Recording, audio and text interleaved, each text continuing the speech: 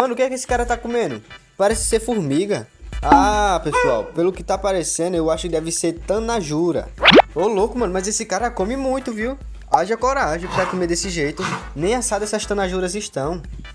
Pelo que parece tá crocante, viu? Até estrala na hora que ele mastiga. Vixe, amigão, parece que você tomou uma ferroada aí, hein? A ele. Assim, na minha opinião, não é do meu agrado. Mas pelo jeito que o cara tá comendo aí, parece estar bom, né? Agora me diz, você teria coragem de comer tanajura? Se sim, se inscreve aí no canal.